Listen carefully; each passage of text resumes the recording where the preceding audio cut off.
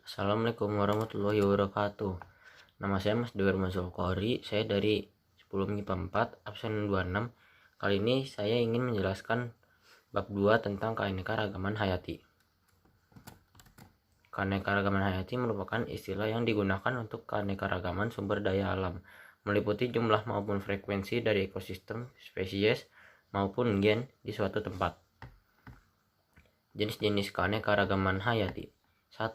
Keanekaragaman gen. Apa itu keanekaragaman gen? Keanekaragaman individu dalam satu jenis makhluk hidup. 2. Keanekaragaman jenis. Apa itu keanekaragaman jenis? Keanekaragaman atau variasi yang terdapat pada berbagai jenis atau spesies makhluk hidup dalam genus yang sama atau familia yang sama. 3. Keanekaragaman ekosistem. Bagaimana keanekaragaman ekosistem terjadi? Keanekaragaman tingkat ekosistem terjadi akibat adanya perbedaan letak geografis.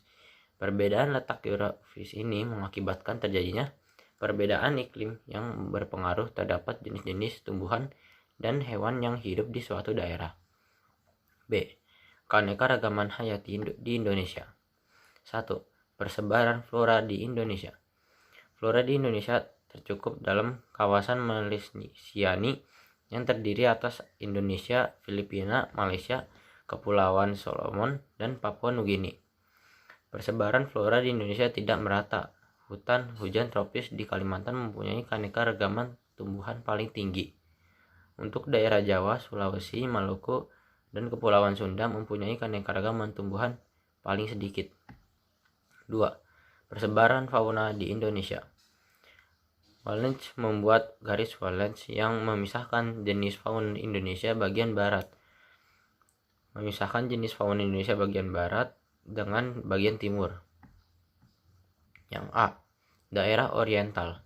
1. Daerah oriental meliputi Pulau Jawa, Bali, Sumatera, dan Kalimantan. 2. Banyak mamalia berukuran besar. 3. Terdapat berbagai jenis kera. 4. Terdapat burung-burung berwarna kurang menarik tetapi bersuara merdu. 5. Terdapat berbagai jenis ikan air tawar. B. Daerah Australia. Daerah Australia meliputi Papua dan pulau-pulau sekitarnya. 2. Terdapat mamalia berukuran kecil. 3. Banyak hewan berkantong. 4. Tidak dapat spesies kera. 5. Burung berwarna-warni namun bersuara kurang merdu. C. Daerah peralihan. 1. Daerah peralihan meliputi daerah Sulawesi dan Kepulauan Nusa Tenggara. 2. Terdiri atas hewan-hewan endemik yaitu hewan yang hanya di pulau tersebut. 3. Manfaat nilai keanekaragaman hayati. 1. Sebagai sumber plasma nutfah. 2. Sebagai sumber pangan sandang, papan, dan kesehatan. 3. Mempertahankan keberlanjutan ekosistem. 4. Sebagai tempat rekreasi.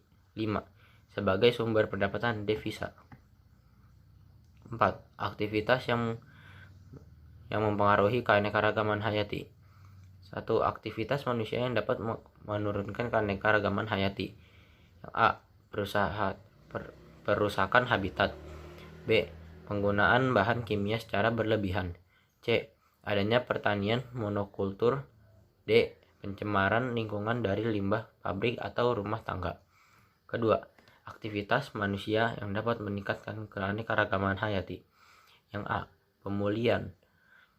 B. Reboisasi atau penghijauan. C. Pembuatan tanam kota. D. Pelestarian plasma nutfah secara in situ dan ex situ. Yang E. Penebangan pohon di hutan dilakukan dengan penerapan sistem tebang pilih dan tanam kembali. 5. Upaya pelestarian keanekaragaman hayati. A. Melakukan melestarikan keanekaragaman hayati baik itu secara in situ maupun ex situ. 1. Pelestarian secara in situ yaitu pelestarian makhluk hidup dalam habitat aslinya. 2. Pelestarian secara ex situ yaitu pelestarian makhluk hidup yang di luar habitatnya aslinya tetapi lingkungan dibuat mirip aslinya. B. Manfaatkan keanekaragaman hayati dengan menerapkan prinsip-prinsip berikut. 1. Prinsip daya toleransi. 2. In optimum. 3. Prinsip ketahan balikan. 4. Faktor pengontrol. Perkembangan sistem klasifikasi. A. Klasifikasi sistem artifisial atau buatan. Sistem ini menggunakan struktur morfologi, anatomi maupun fisiologi, terutama alat reproduksi dan habitatnya sebagai dasar pengklasifikasi. B. Klasifikasi sistem alami. Klasifikasi sistem alami menggunakan dasar persamaan dan perbedaan morfologi bentuk luar tubuh secara alami atau wajar. C. Klasifikasi sistem filogenetik. Klasifikasi sistem filogenetik disusun berdasarkan jauh dekatnya hubungan kekerabatan antara takson yang satu dengan yang lainnya. 2. Pemberian nama ilmiah. Yang pertama, nama jenis atau spesies. Nama jenis untuk hewan maupun tumbuhan harus terdiri atas 2 kata tunggal yang sudah dilatinkan. 2. Kata pertama yang merupakan nama marga genus, sedangkan kata kedua merupakan penunjuk spesies atau jenis dalam penulisan nama marga. Huruf pertama harus dimulai dengan huruf besar. Yang C. Setiap jenis spesies makhluk hidup ditulis dengan huruf cetak miring atau digarisbawahi secara terpisah agar dapat dibedakan dengan nama atau istilah lain. B. Nama marga atau genus.